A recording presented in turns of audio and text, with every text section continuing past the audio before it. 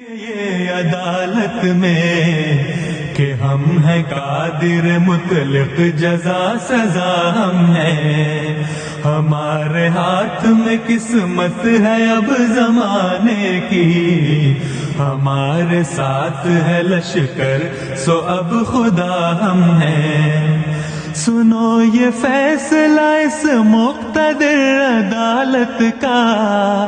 کہ تم جو شہر میں خوشبو لگائے پھرتے ہو، شب سیاہ کے دستور سے بغاوت ہے، یہ تم چراغ جو ہر سو جلائے پھرتے ہو، یہ مشورہ ہے تمہیں سب چراغ گل کر دو، نہیں تو پاؤں کے نیچے تمہیں مسل دیں گے، تمہاری آنکھ میں تارے جو اب چمکتے ہیں، انہیں نکال کے اشکوں سے ہم بدل دیں گے،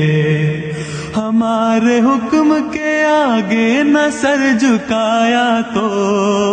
جو عمر باقی ہے زندان میں گزارو گے، سسک سسک کے جیو گے گداگروں کی طرح۔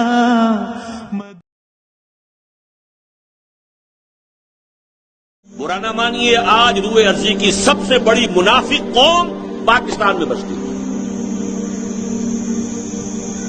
اس لیے کہ نصوص قطعیہ ہیں حدیث کے کہ 4 یا 3 چیزیں، ایک حدیث میں 3 چیزیں بیان کی گئی، ایک میں 4۔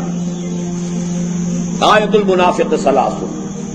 جب بولے جھوٹ بولے، جب وعدہ کرے خلاف ورزی کرے،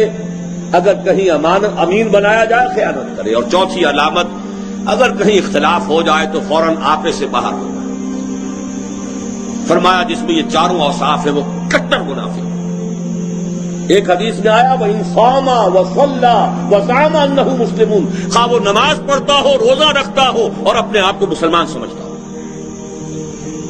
اس حدیث کو سامنے رکھیے اور اپنے معاشرے کا جائزہ لے لیجیے، یہاں جو جتنا بڑا ہے اتنا ہی بڑا جھوٹا ہے، جو جتنا بڑا ہے اتنا ہی بڑا وعدہ خلاف ہے، جو جتنا بڑا ہے اتنا ہی بڑا خائن، الا ماشاء اللہ۔ حکم الاکثر یا حکم الکل، اکثریت کے اوپر فیصلہ ہوگا۔